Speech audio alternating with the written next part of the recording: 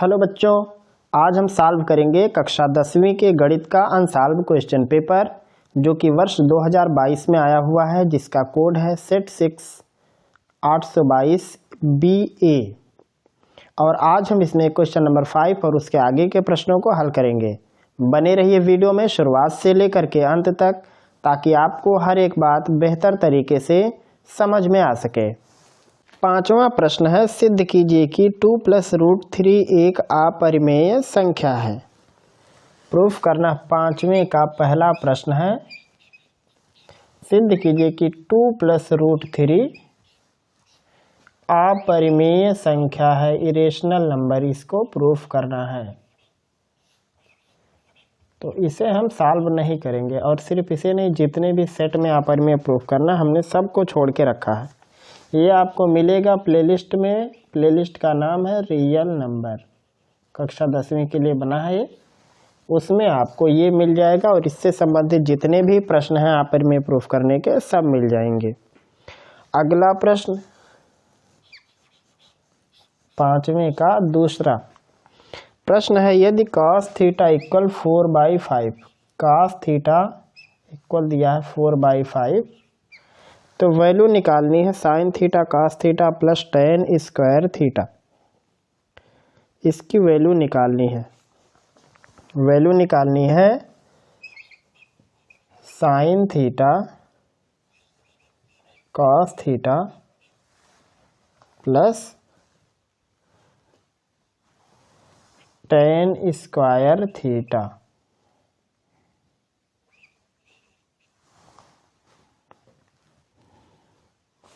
ये वाली वैल्यू निकालनी है। तो कई तरीके हैं लगाने के, लेकिन आपको लगाना है अपने बोर्ड के हिसाब से, जो सिलेबस है। तो सबसे पहले क्या करना है, cos θ की वैल्यू मालूम है, sin θ अलग से निकाल लेंगे और tan θ अलग से निकाल लेंगे। इसमें ये आधार है और ये कर्ण है, क्योंकि cos में आधार ऊपर और कर्ण नीचे होता। तो इसमें आधार की वैल्यू है 4 और कर्ण की वैल्यू है 5। जब आप लंब निकालोगे, यानी तीसरी भुजा, तो वो होगी √ कर्ण स्क्वायर माइनस आधार स्क्वायर। तो पूरा हल करने पे 3 आएगा। तो यहाँ पे sin θ की वैल्यू क्या होगी, sin θ का मतलब होता है लंब ऊपर रहता है और कर्ण नीचे रहता है। तो ये हो जाएगा 3/5। cos θ वो पहले से दिया था 4/5, और tan में लंब ऊपर और आधार नीचे रहता है, तो 3 ऊपर और 4 नीचे, इसका वर्ग बराबर होगा 3 का 4 में गुणा 12, नीचे 25, यहाँ होगा 9 और 4 का वर्ग 16। इस साइड इसका गुणा, इस साइड इसका गुणा करके हल करना है बस। तो 16 का इधर कर देते हैं, तो 16 का 2 में 32, 16 3 19 192, और 25 का 9 में होगा 225, और नीचे इन दोनों का 16 का 5 में, 16 का 5 में 80, 8 बचेगा, 32 8 40, 400, 5 2 7, 9 2 11, 2 1 3, 417/400, या इसको लिख सकते हैं 1 सही 17/400। चाहे तो दशमलव में बदल दो, चाहे तो इसे छोड़ दो। तो ये हो जाएगा इस प्रश्न का उत्तर। अगला प्रश्न है, यदि बिंदु A0 0B 1, -1 संरेख है तो कुछ प्रूफ करना है। ये प्रश्न शायद पीछे सेट का है कहीं का, अभी देख रहे हैं। पांचवें का तीसरा प्रश्न है, यदि A, 0 0, B और 1, -1 ये सभी संरेख हैं। संरेख मतलब एक ही लाइन पर। यदि ये संरेख हैं तो प्रूफ करना है 1/A - 1/B = 1, ये प्रूफ करना है।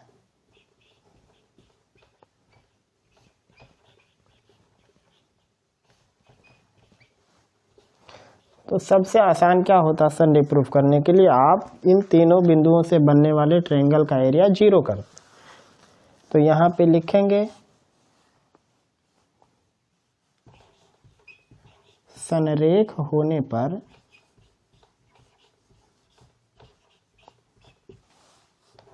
A0 0B और 1, -1 से बनने वाले त्रिभुज का क्षेत्रफल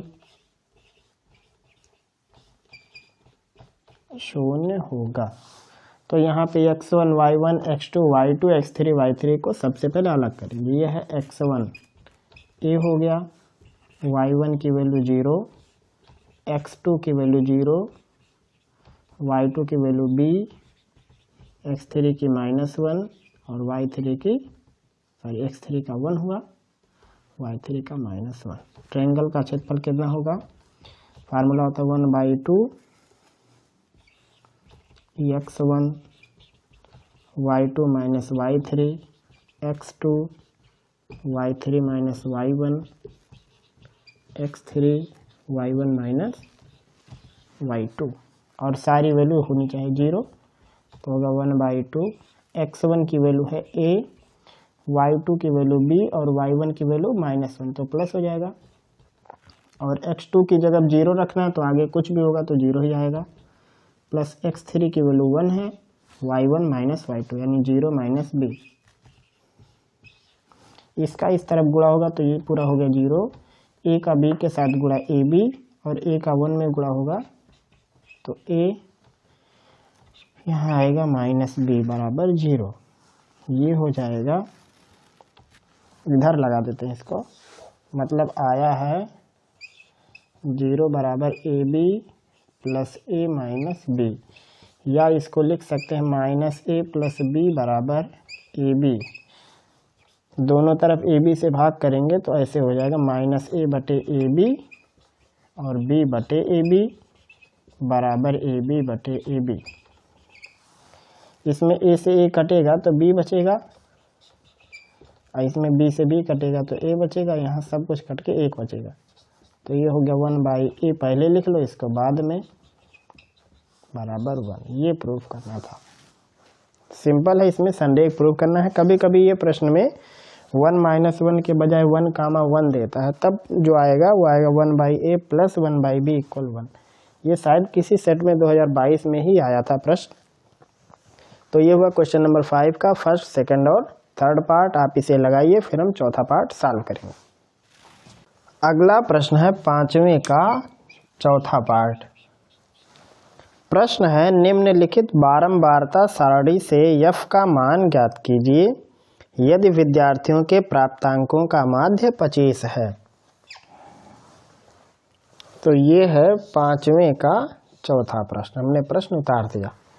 अब इसमें समांतर माध्य पहले से दे दिया है और कहा है f की वैल्यू निकालो। ये जो f गायब है ये क्या होगा, तो जब भी समांतर माध्य निकालना हो तो सबसे पहले आपको x खोजना पड़ता है, जिसे हम लोग पद कहते हैं। ये आता है क्लास इंटरवल की एवरेज वैल्यू होती है, तो सबसे पहले वो निकालना पड़ेगा।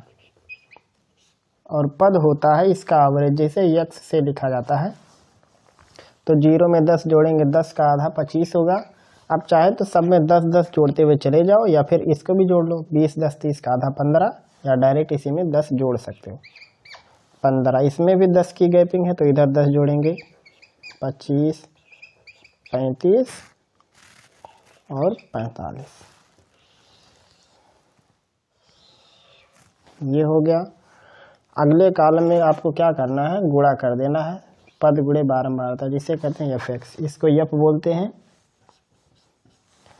6 का 5 में गुणा 30 होगा और 15 का f में गुणा 15f, 6 का 25 में 150, 35 का 10 में 350 और 45 का 5 में 225। अब नीचे जोड़ना है सिग्मा f, फ्रीक्वेंसी को जोड़ना है, क्या आएगा 6 6 12 10 22 5 27 यानी f प्लस 27। यहाँ जोड़ना है सिग्मा एफ एक्स को, तो एफ वाले पार्ट को छोड़ दो तो कितना आएगा यहाँ पे, अगर देखा जाए तो 30 और 50 180, यानी हमें 3 गिनती जोड़नी, एक जोड़नी 180 लेना है, एक 350 लेना है और एक 225 लेना है।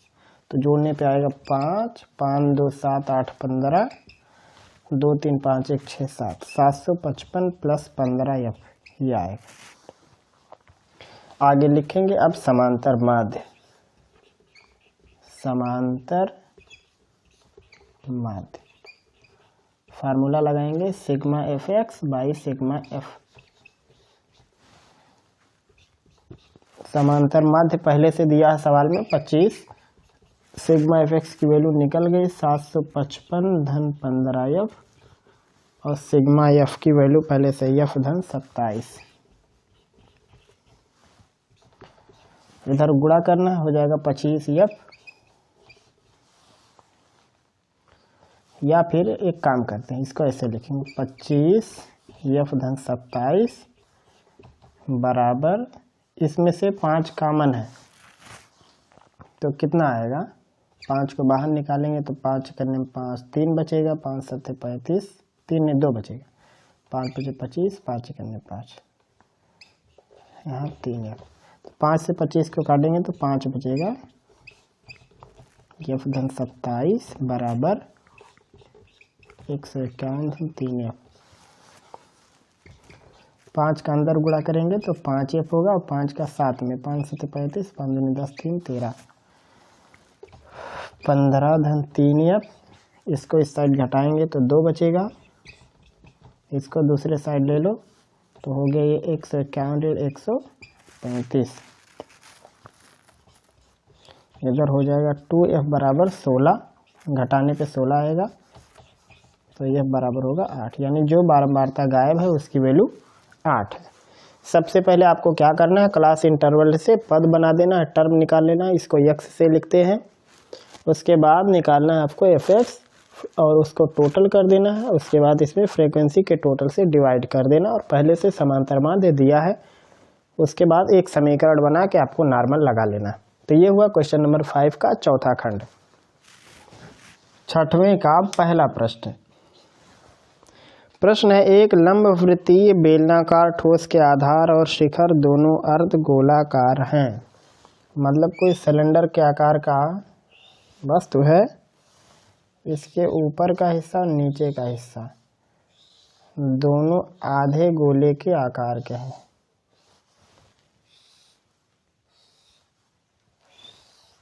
इस टाइप से बेलनाकार भाग का व्यास 14 सेंटीमीटर है और कुल ऊंचाई 30 सेंटीमीटर है।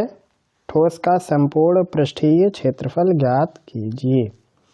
टोटल ऊंचाई दिया है,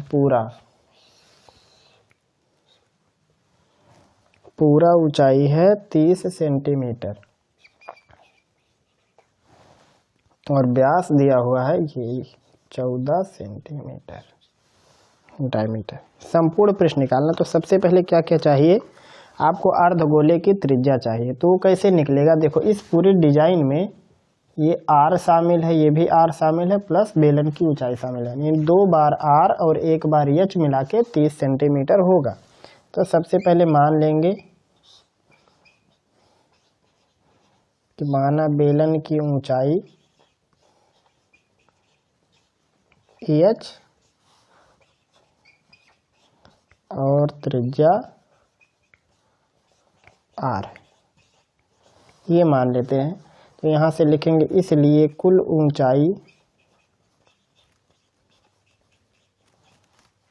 बराबर 30, और कुल ऊंचाई में शामिल है एच प्लस आर, ये हो गया बराबर 30, और यहाँ से 2r की वैल्यू है 14, तो r की वैल्यू होगी 7 सेंटीमीटर। उसको इसमें रख देंगे, या 2r की जगह पे रख दो 14, तो हो जाएगा एच प्लस 2r बराबर 30, 2r की जगह पे 14 रखेंगे तो एच बराबर बचेगा 6 सेंटीमीटर, यानी बेलन की जो ऊंचाई है वो 6 सेंटीमीटर और त्रिज्या 7 सेंटीमीटर है। इतना चीज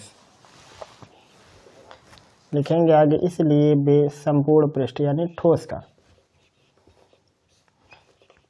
का संपूर्ण पृष्ठ या लिख सकते हो पृष्ठीय क्षेत्रफल बराबर होगा बेलन का वक्र पृष्ठ और दो अर्धगोलों का वक्र पृष्ठ। बेलन का वक्र पृष्ठ प्लस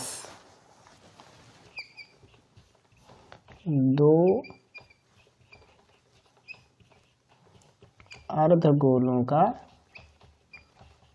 वक्र पृष्ठ। बेलन के वक्र पृष्ठ का फार्मूला होता है 2 पाई आर एच और अर्धगोले के वक्र पृष्ठ का फार्मूला होता है 2 पाई आर स्क्वायर, और ऐसे ही दो लोग हैं तो 2 से हो जाएगा गुणा। तो ये हो गया 2 pi R H plus 4 pi R square, दोनों में कॉमन है पाई आर और 2 भी, यानी 2 पाई आर कॉमन है, अंदर बचेगा एच प्लस 2r, सारी वैल्यू रख दो।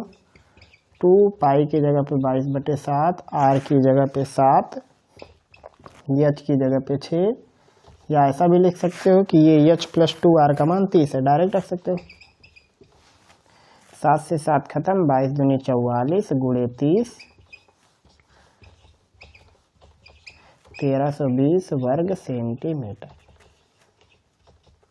यानी ठोस का संपूर्ण पृष्ठ जो बनेगा या पृष्ठीय क्षेत्रफल जो बनेगा वो होगा 1320 वर्ग सेंटीमीटर। प्रश्न में था पूरे ठोस की कुल ऊंचाई 30, तो इस ठोस की कुल ऊंचाई को बनाने के लिए क्या क्या शामिल है? एच शामिल है, देखो यहाँ से यहाँ तक शामिल है एच, इसके ऊपर है त्रिज्या आर, इसके नीचे भी है त्रिज्या आर, यानी एक एच 2 बार आर मिला के 30, यानी एच प्लस 2r की वैल्यू 30। और पहले से दिया हुआ है कि व्यास 14 यानी 2r की वैल्यू 14 है, तो 2r की जगह 14 रख देंगे तो h का मान 6 आ जाएगा। तो इस हिसाब से सॉल्व हो जाता है आपके क्वेश्चन नंबर 6 का पहला खंड, आप इसे लगा सकते हैं। अगला प्रश्न दिया है 6वें का दूसरा, इसमें एक चित्र बनाया है,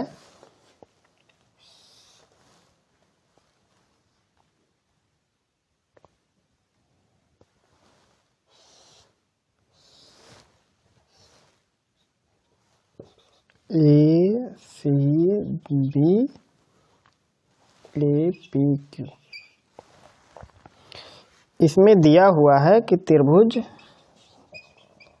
दिया है, त्रिभुज ए बी सी समरूप है त्रिभुज ए पी क्यू। ये ए बी सी नहीं है, सॉरी, ये है ए सी बी। और भी दिया है कि बी सी बराबर 8 सेंटीमीटर, पी क्यू बराबर 4 सेंटीमीटर, बी ए बराबर 6.5 सेंटीमीटर और ए पी बराबर 2.8 सेंटीमीटर। इतना चीज़ दिया है, तो निकालना है सी ए की लंबाई और निकालना है ए क्यू की लंबाई। ये दो साइड गायब हैं, इन्हें निकालना है। तो सबसे पहले ये समरूप हैं, तो इनमें समरूप का नियम लगाएंगे। देखो क्या होता है कि अगर दो त्रिभुज समरूप हैं तो उनकी जो भुजाएं होती है समान अनुपात में होती हैं। तो यहाँ पे देखो ए सी बी में कोण ए के सामने की साइड बी सी है, उसे लिख लो पहले, और इसमें ए के सामने की साइड पी क्यू है।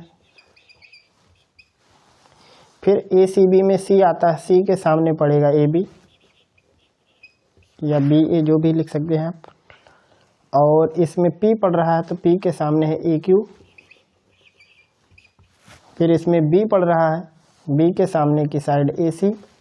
आपको इतनी समझ होगी कि कैसे लिखना है। फिर Q पड़ रहा है, इसकी लेंथ है AP। जो दिया है सारी चीज़ें इसके अंदर रख दो। क्या क्या मालूम है आपको?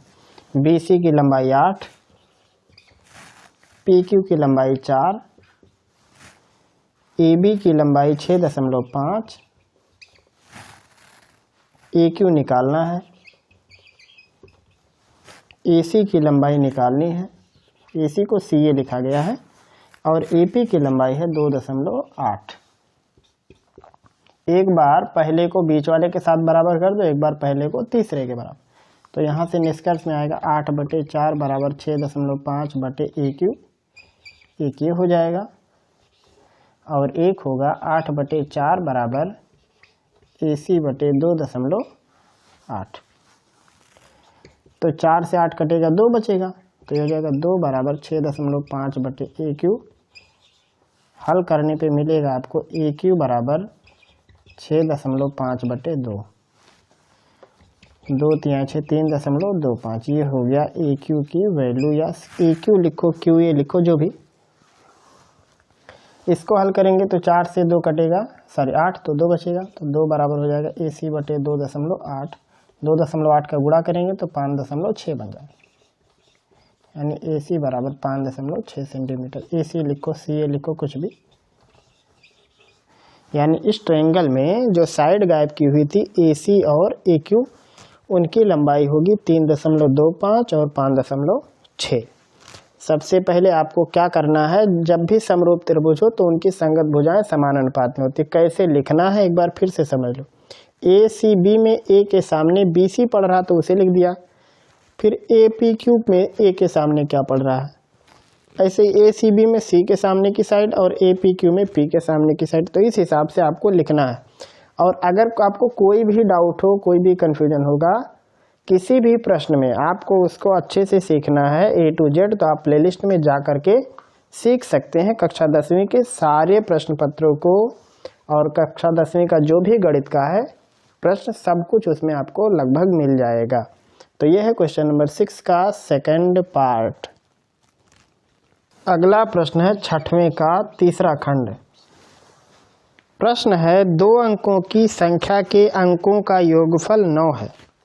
तो 2 अंकों की संख्या में कौन कौन अंक हो सकता है, एक इकाई और एक दहाई। 2 लोग होते हैं, तो जब भी 2 अंकों की संख्या हो तो सबसे पहले आप मान लेना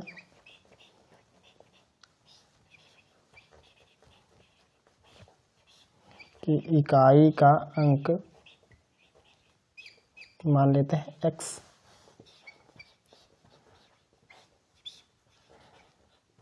और दहाई का अंक ये y हो गया। तो इसमें 2 कंडीशन होगी। तो सबसे पहले जब आप इकाई दहाई मान लेना तो उसके बाद आप बना लेना संख्या। संख्या क्या बनेगा, संख्या बनाने के लिए दहाई में 10 का गुणा और इकाई को जोड़ देना, ये आपकी नंबर हो जाएगी, मतलब यही आपको निकालना है। तो लिखेंगे प्रथम शर्त, पहला कंडीशन क्या दिया है कि अंकों का योगफल 9, यानी जब इकाई में दहाई जोड़ देते, जब इकाई में दहाई को जोड़ देते हैं तो 9 आता है। ये हो गया समीकरण नंबर 1। अगला द्वितीय शर्त, द्वितीय शर्त, इसमें कहा है कि संख्या के अंकों को परस्पर बदल देने से नई संख्या जो है ये पुराने से 27 अधिक हो गई। संख्या के अंकों को परस्पर बदलने से प्राप्त संख्या दी गई संख्या से 27 अधिक है। मतलब इस संख्या के अंकों का स्थान बदल दो, यानी y की जगह पे x और x की जगह पे y कर दो, तो ये नई संख्या बन जाएगी। ये नई वाली गिनती पुरानी वाली से 27 ज़्यादा है, तो पुरानी वाली थी 10y + x, इससे 27 ज़्यादा। ये है दूसरा कंडीशन। नई संख्या जब अंकों का स्थान बदल दो तब जो नई संख्या है ये पुरानी वाली से 27 ज़्यादा है। संख्याएं ज्ञात करनी। तो अगर इसको हल करो तो देखो यहाँ से ये x इस तरफ आएगा तो 10 में से 1 x घटेगा तो 9x बचेगा, और ये ऋण 10y हो जाएगा तो ये होगा 9y बराबर 27। दोनों तरफ 9 से भाग कर सकते हैं तो x ऋण y बराबर बचेगा 3। ये है समीकरण नंबर 2। इन दोनों का आप चाहे जैसे लगा लो, विलोपन, वज्रगुणन, प्रतिस्थापन, जो मर्जी, लेकिन यहाँ पे विलोपन से लगाना ज़्यादा बेहतर है।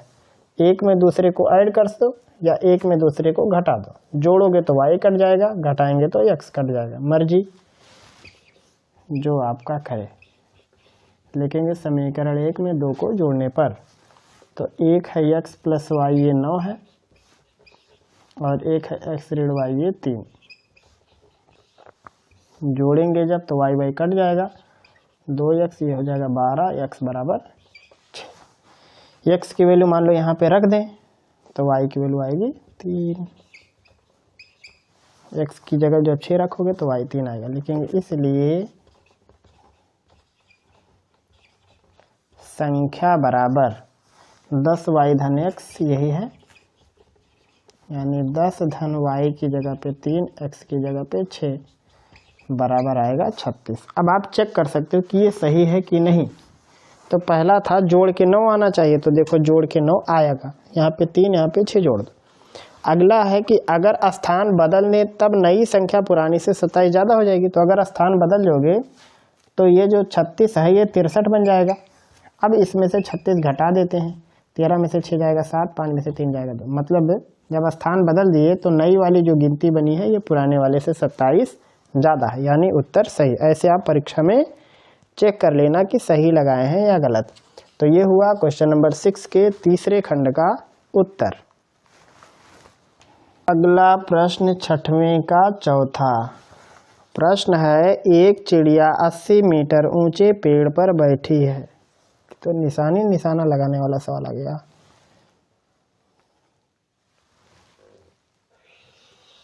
चित्र बना लेते हैं। मान लो ये ऊंचाई है 80 मीटर।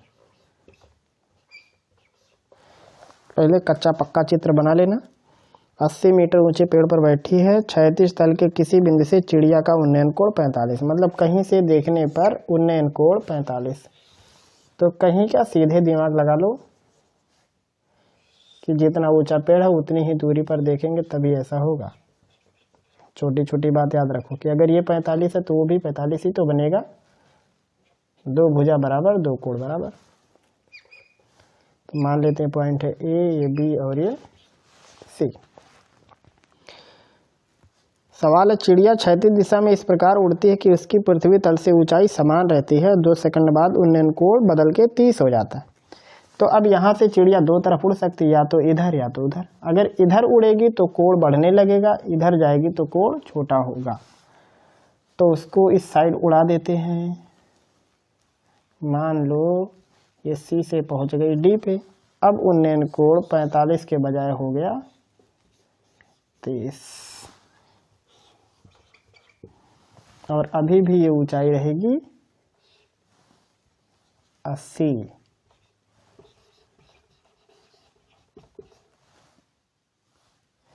सी डी मान लेते हैं, ये हो गया ई। तो इसमें कहा है चिड़िए के उड़ने की चाल बताओ।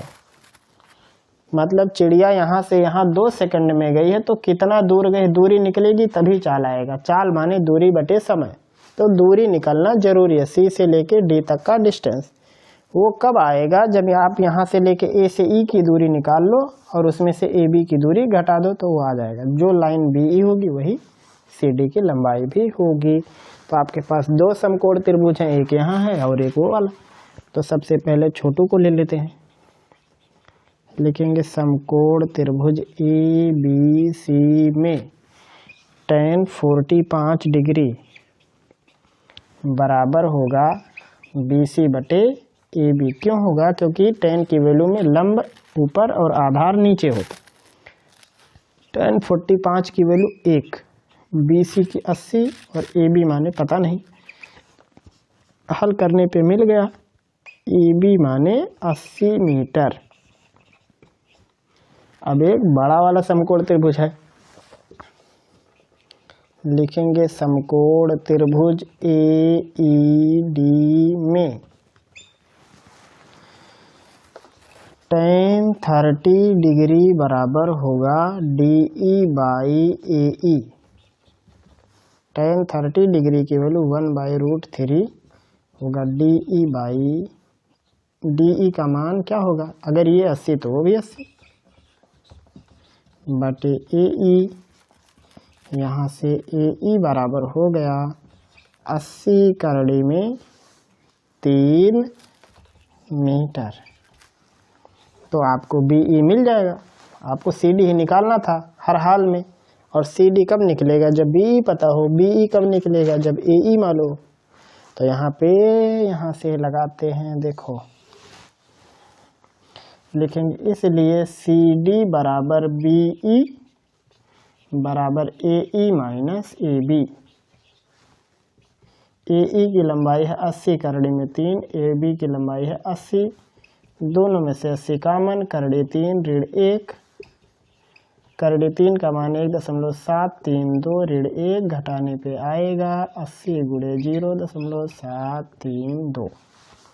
हल करोगे तो 0.1 अंक खिसक जाएगा, 7.32 बराबर 8 दूनी 16, 8 3 24, 1 25, 8 7 56, 2 58 मीटर। यानी चिड़िया 2 सेकंड में यहाँ से वहाँ तक पहुँच गई। लिखेंगे इसलिए चाल बराबर 58.56 बटे 2 बराबर 2 दूनी 4, 2 9 18, 2 दूनी 4, 2 3 6, 2 3 6 ना 2 16 मीटर पर सेकंड। यानी चिड़िया किस रफ्तार से उड़ रही है? 29.28 मीटर पर सेकंड की रफ्तार से। जैसे आप नॉर्मल ट्रिग्नोमेट्री के प्रश्न लगाते हो वैसे ही ये भी है, बस थोड़ा सा नमक मर्चा ज़्यादा अच्छा लगने के लिए, तो आप इसे छापो। अगला प्रश्न 7वें का पहला प्रश्न है, एक रेलगाड़ी 63 किलोमीटर की दूरी निश्चित औसत चाल से तय करती है। और आगे लिखा, और फिर 72 किलोमीटर की दूरी प्रारंभिक चाल से 6 किलोमीटर प्रति घंटा अधिक औसत चाल से तय करती है। यदि इस पूरी यात्रा में 3 घंटे का समय लगता है तो प्रारंभिक औसत चाल क्या थी? तो यहाँ पे मान लेते हैं प्रारंभिक औसत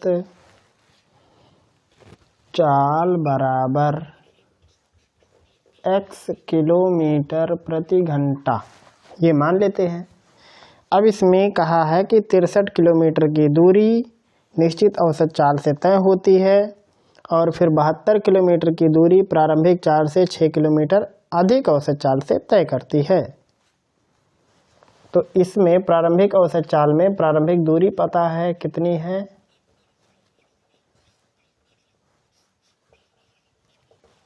प्रारंभिक दूरी बराबर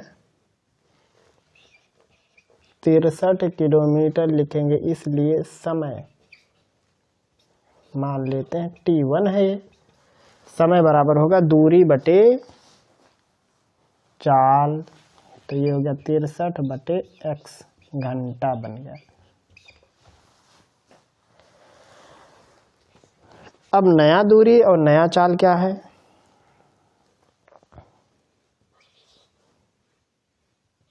नए वाले को अंतिम मान लेते हैं। अंतिम औसत चाल बराबर होगा x धन 6, क्योंकि रफ्तार 6 ज़्यादा थी, किलोमीटर प्रति घंटा, और इस बार जो दूरी है वो है 72 किलोमीटर लिखेंगे, इसलिए समय t2 बराबर होगा 72 बटे x धन 6 किलोमीटर, किलोमीटर नहीं घंटा, कितना टाइम लगेगा। अब लिखेंगे प्रश्नानुसार। सवाल है कि जो यदि यह पूरी यात्रा 3 घंटे में तय की गई, मतलब टोटल टाइम जो लगा है वो 3 घंटा, यानी ये वाली टाइम और ये वाली टाइम दोनों जोड़ के इतना लगा है, तो यहाँ पे कुल समय दिया हुआ है, कुल समय बराबर 3 घंटा। तो यहाँ से t1 प्लस t2 हो गया 3 के बराबर। t1 की जगह पे 63 बटे x और t2 की जगह पे 72 बटे x धन 6 बराबर 3। हल करने के लिए तिरछा गुणा करेंगे या 3 से भाग कर सकते हो। यहाँ आएगा 21 बटे x, यहाँ 24 बटे x धन 6 बराबर 1। हल करेंगे तो आएगा 21x धन 126 और यहाँ आएगा 24x। नीचे होगा x धन x स्क्वायर धन 6x बराबर 1। 21 और 24 45, x धन 126 बराबर इधर गुणा x स्क्वायर धन 6x। सब कुछ एक तरफ समेटो तो होगा x स्क्वायर ऋण 39x ऋण 126 बराबर 0। ये हुआ। अब इसे हल करने के लिए गुणा करके 126 और घटा के 39 लाना है, तो वो गिनती है 42 और ऋण 3। 42 में 3 से गुणा करेंगे तो 126 आएगा, 3 दूनी 6 3 चौको 12। तो इस पूरे को हल वल करो तो देखो क्या आएगा, x स्क्वायर ऋण 42 x धन 3 x ऋण 126 बराबर 0। कैसे किए हैं देखो, 39 को लिख सकते हैं 42 ऋण 3, आगे ऋण लगा तो प्लस हो जाएगा। x कामन x ऋण 42 धन 3 कामन x ऋण 42 बराबर 0। एक कोष्टक में आएगा x ऋण 42, एक कोष्टक में आएगा x धन 3 बराबर 0। एक बार x की वैल्यू 42 और एक बार x की वैल्यू ऋण 3। ये अमान्य रहेगा क्योंकि माइनस में स्पीड नहीं आएगी, मतलब उसकी प्रारंभिक औसत चाल 42 किलोमीटर प्रति घंटा है। यूनिट जरूर लिखना है, यूनिट किलोमीटर प्रति घंटा। ये हुआ 7वें के पहले खंड का उत्तर। अगला प्रश्न है 7वें का पहला और इसका ऑप्शनल। पहले में 2 प्रश्न होते हैं तो ये इसका ऑप्शनल है। प्रश्न है निम्नलिखित समीकरणों को हल कीजिए। प्रश्न है 5/x - 1 प्लस 4/y - 2 = 3। ये एक समीकरण है और एक है 6/x - 1 - 3/y - 2, ये दूसरा इक्वेशन है। इसको हल करना है तो हम इस सवाल को छोड़ देंगे क्योंकि इससे मिलता जुलता ही सवाल है। सेट 1 में लिख दे रहे हैं यहाँ पे। आप लोग पीछे से मेहनत करते ईमानदारी से आइए, आपको सब कुछ मिल जाएगा। प्रश्न है सेट 1 822, कोड क्या है, सेट 1 822 AV, सेट 1 822 AV। और इसका 7वें का पहला प्रश्न भी यही है। उसमें गिनती थोड़ा सा चेंज कर दिया, यहाँ पे बराबर है, सारे बराबर करके हैं 1। तो ये प्रश्न और सेट 1 के 822 कोड का नाम है 822 AV और प्रश्न 7वें का पहला। तो मिलता जुलता प्रश्न है, लगाने की कोशिश जरूर कीजिएगा, लग जाएगा ये प्रश्न। दोनों लगभग एक जैसे ही हैं तो आप इसको लगाने की कोशिश खुद से करना। नहीं हो पाएगा तब बताइएगा, हम लगा देंगे। अब तो लिखेंगे ही। ये हो गया बी नहीं ABC, बी से इस पे एक लंब खींच देते हैं, अब तो नजर आएगा ही। चलो तो सबसे पहले लिखेंगे दिया है AB बराबर AC और साथ में BD लंब है AC के ऊपर, ये चीज तो सिद्ध करना है। इसमें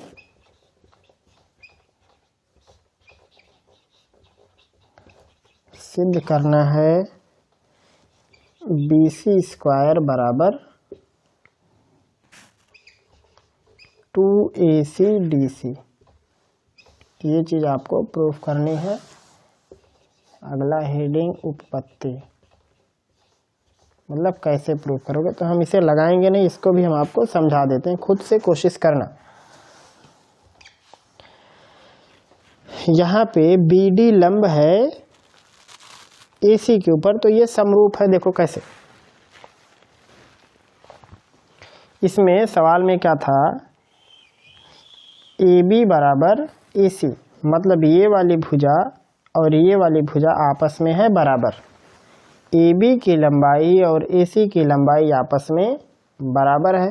अब जो प्रूफ करना है ये वाला, तो इसमें देखो BD नहीं है जो प्रूफ करना, तो आपको यहाँ से मिल गया एक समकोण त्रिभुज, नाम होगा BDA। यहाँ से आप BD की लंबाई निकाल लो। ऐसे ही एक समकोण त्रिभुज है आपके पास BDC, इसमें से BD की लंबाई निकाल के दोनों को आपस में बराबर कर देनी है। देखो पहले इस समकोण त्रिभुज को ले लेते हैं। समकोण त्रिभुज का नाम है ADB। तो इसमें कर्ण है AB, तो हो जाएगा AB square minus AD square बराबर होगा BD स्क्वायर। ऐसे ही समकोण त्रिभुज है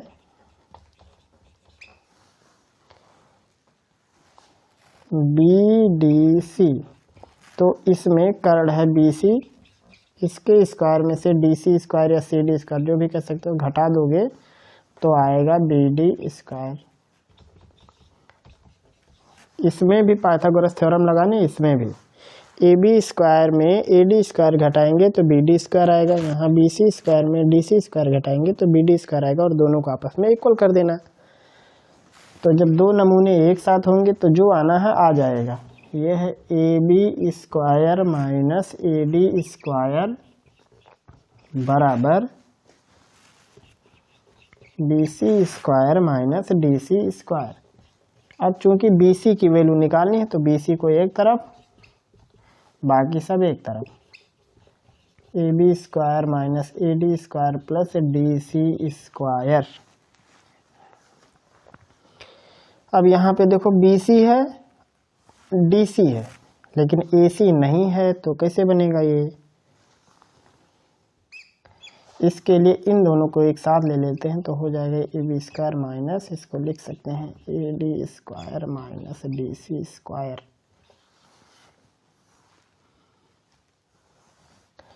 बराबर होगा AB स्क्वायर माइनस, इसको क्या लिख सकते हैं AD minus DC into AD plus DC। A minus B A plus B, AD DC को लिख सकते हैं AC, तो ये हो गया AB square minus AD minus DC into AC, क्योंकि AD में DC जुड़ेगा तो AC बनेगा। अब यहाँ से सवाल में पहले से ही क्या दिया हुआ है कि AB बराबर AC, तो जहाँ AB है वहाँ भी AC लिख देते, तो ये हो जाएगा AC square minus AD minus DC into AC। दोनों में से AC कॉमन ले लेते हैं तो क्या बनेगा, यहाँ आएगा AC minus AD plus DC, AC minus AD plus DC। अब ये क्या होगा, देखो ये हो गया AC, और इस AC को क्या लिख सकते हैं, AC को लिख सकते हैं AD plus DC, AD plus DC minus AD plus DC, AD cut जाएगा तो ये हो गया AC, अंदर बचेगा DC दो बार, इन दोनों को एक साथ लगा देंगे तो होगा 2AC इंटू DC। यही आपको प्रूव करनी थी,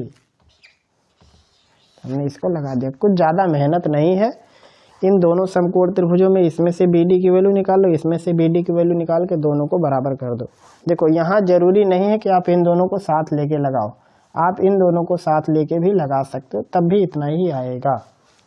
तो इस प्रकार से सॉल्व होता है क्वेश्चन नंबर 7 का दूसरा का ऑप्शनल पार्ट, और यहीं पे समाप्त होता है सेट 6 2022 822 BA।